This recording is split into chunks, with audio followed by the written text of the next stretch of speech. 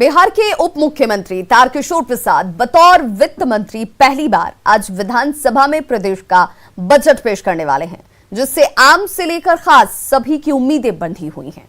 तो वहीं वित्त मंत्री तारकिशोर प्रसाद का यह दावा है कि बजट में सबका ख्याल रखा गया है। बिहार की सियासत में बड़े भाई की भूमिका निभाने वाली बीजेपी ने तारकिशोर प्रसाद पर बड़ा दायित्व सौंपा है।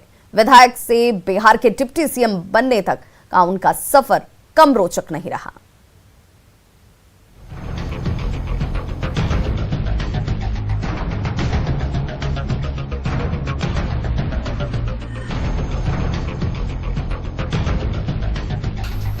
इस बार का बजट बिहार के विकास का आईना होगा।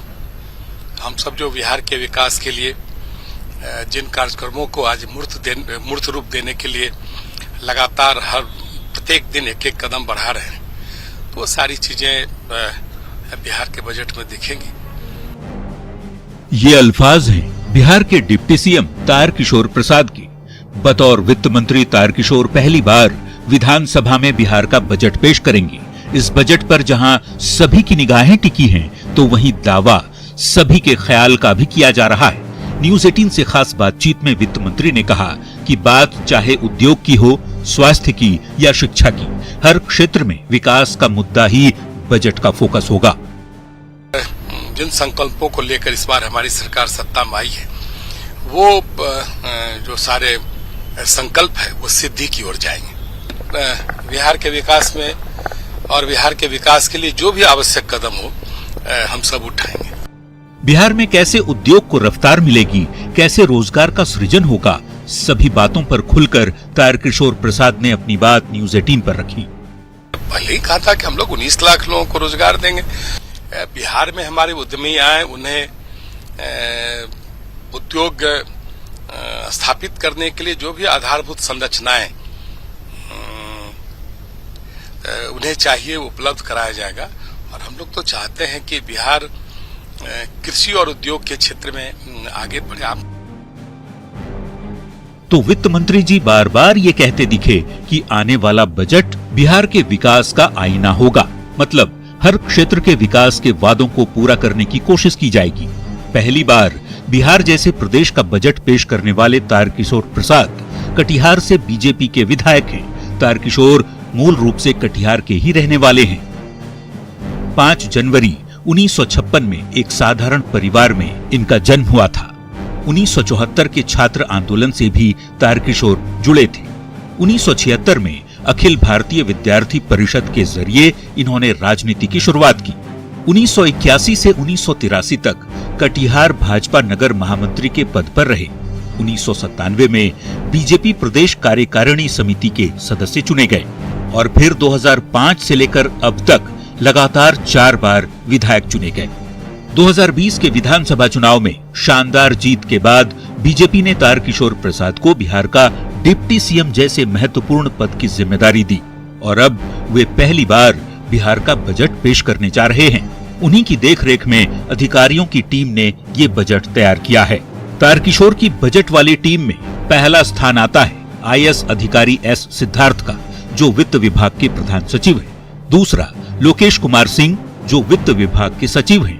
वित्त सचिव दिवेश सेहरा और विशेष सचिव गोरखनाथ और वित्त विभाग के एडिशनल सेक्रेटरी उदय मिश्रा शामिल हैं। इसके अलावा सभी विभागों के प्रधान सचिव इस टीम के सदस्य होते हैं। सभी की राय पर विभागों की डिमांड के आधार पर बजट तैयार किया जाता है।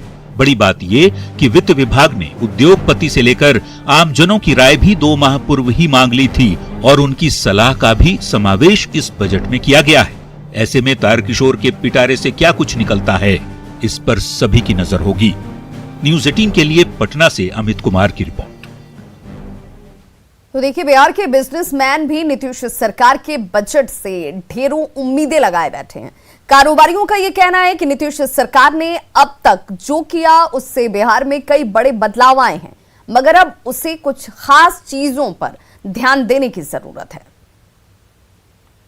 माध्यम से आग्रह होगा कि जितनी भी योजनाएं सरकार ने लागू की है उसको खाली सिस्टम में लागू करते हैं बस, और योजनाएं की घोषणा न हो। बहुत योजनाएं हैं, सिस्टम में लागू हो जाए ताकि हम लोग को पूरा विश्वास है कि पुरानी योजनाएं लागू, जैसे शिक्षा के क्षेत्र में, स्वास्थ्य के क्षेत्र में, ये जरूरत है आज, और काम भी हो रहा है इस पे।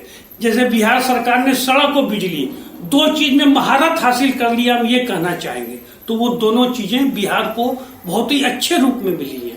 अब हमको विश्वास है कि शिक्षा और स्वास्थ्य के रूप में भी बिहार सरकार एक अच्छा कदम उठाएगी, ऐसा हमारा बजट पे विश्वास है। पेट्रोल जो और डीजल महंगा हो गया, उसका मेन कारण क्या है कि केंद्र का और राज्य का जीएसटी नहीं, इसको वैट बोलते हैं, वैट, और केंद्र का एक्साइज ड्यूटी, दोनों में इतनी ज्यादा वृद्धि हुई है जिसके चलते त्राही माम मचा हुआ है। गैस के मूल्य हो, पेट्रोल के मूल्य हो, डीजल के मूल्य हो, सब में त्राही मची हुई है, जिसका अंजाम ये होगा कि महंगाई अपना उच्च स्तर पर पहुंच जाएगी, सब्जियां महंगी हो जाएंगी, खाने पीने की चीजें महंगी हो जाएंगी।